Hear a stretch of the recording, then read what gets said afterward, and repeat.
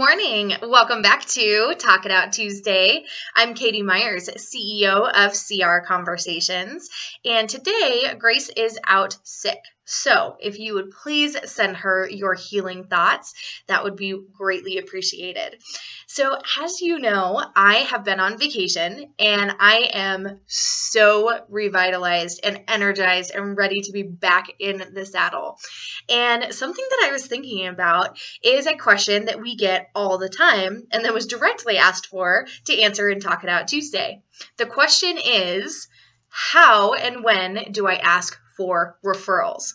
This is such a great question because it can be really tricky to ask for referrals, especially for many of us that have trouble in the sales department. So let's just dive right in. There's two aspects that I want you to consider and that I think can help you immediately start asking for referrals appropriately. So the first aspect is I want you to kind of think about how long it takes for you to work with a customer. So for example, for our customers, they come on for a year with us and then we work on retaining them and then we get them into the program for the next year, so on and so forth. So we want to be with a customer for the lifetime of their business. So you may be a business that works for or works with your customers for a couple of weeks at a time, maybe a couple of months, or maybe it's just a one-time transaction. So I want you to consider how long it takes for your customers to work with you. How long does it take for you to build the know, like, and trust factor? And what point can you ask for testimonials that would be a good representation of the work that you've done with them so far? So for us, since somebody works with us for a year, right at about the 90-day mark is when we have the conversation with them specifically about, are we solving those problems that they came to us with? Are we able to directly represent them in the way that they want to be? So when we ask for a testimonial at that point, that right there gives us a perfect timing to ask for referrals. So for example, when they write back or we have that conversation and we say, okay, give us your overall feelings or overall statements about how we are interacting with you and how we're engaging with you and how the experience has been so far. And when they reply, we do have them have that face-to-face conversation, but we do ask them if they can write it down in the form of testimonial. When we get that testimonial, it has a couple of components that are very important for you to recognize. They're going to say, of course, how their experience is. They're going to say something nice about you, but they're also going to relay the pain points that you have helped to solve for them. So those pain points are very important for when you're asking for referrals. So consider the length of time. If you don't have it written out in your sales process, there is a life cycle of conversations that need to happen from meeting somebody to prospecting, from prospecting to getting a client, from getting that client to keeping that client, and then for renewing that client. So if you don't have your step-by-steps written out sales process for all the way through and continuing in that cycle, please let us know so that we can help you with that. But a part of this is the onboarding process. So you have to be able to mark at what point is it appropriate for you to ask for testimonials, because testimonials are the gateway to getting referrals. I'll say that again. Testimonials are the gateway for asking for referrals. So once you've got a testimonial, you're ready and reared up and ready to go to be able to ask for that referral. So here comes the second part. What the heck do I say when I'm asking for a referral? You don't want to fumble over yourself. You don't want to be generic. You don't want to be slimy or desperate or any of those things. You want to come off direct, confident, and ask for that referral for exactly the type of person that you want. So just as you do when you are making your 30-second promotional, when you're networking, I want you to think about your ideal client, the problems that you solve, and how you solve them. So when you get a testimonial from your client, they're going to say the pain points that you have helped them solve. And chances are, if this is a client that's giving you a testimonial, you probably want to repeat that client. So consider their characteristics.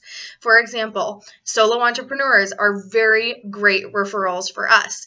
So When our client gives us testimonials, we then in return ask them, do you know another solo entrepreneur like yourself that's waking up in the middle of the night, fearful that you're there dropping the ball, and are having trouble communicating how to kind of go through their sales process after they meet somebody at a networking event?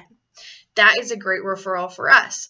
So I start with being specific, saying solo entrepreneur, hitting the pain points. And then I can say, so that we can provide them with a similar follow-up strategy and customer retention plan to regain their confidence in their business and let them be more confident in selling and doing what they do. So you have to just take your 30-second promotional and basically put it when you're asking for referrals. I want you to get rid of, you all know that we love getting rid of phrases and bad vocabulary that we're all accustomed to.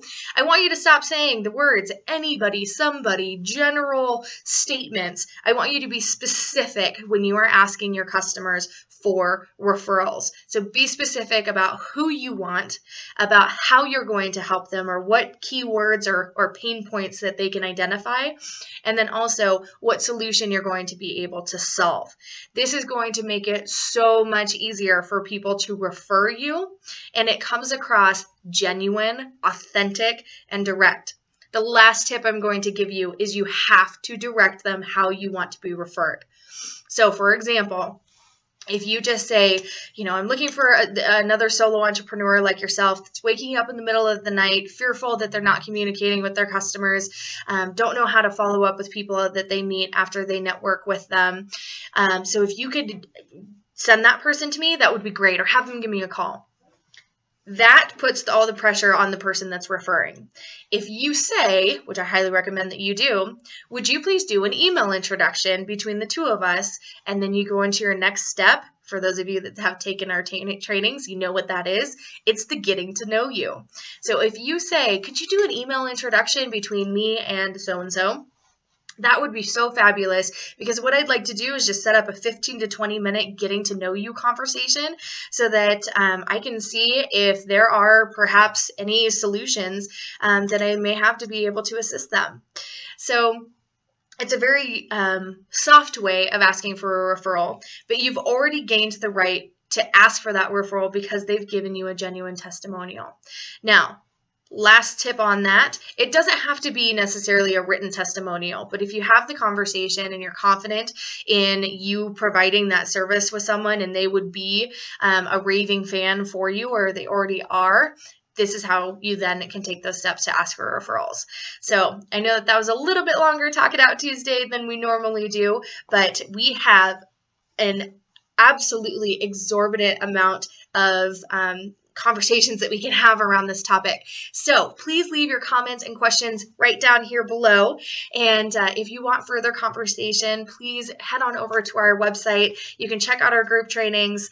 You can check out any of our upcoming events. And of course, we would love to do a powwow with you if you just need to know a little bit more about how we can help you. Hope you guys have a fabulous week, and we'll see you next time. Bye-bye.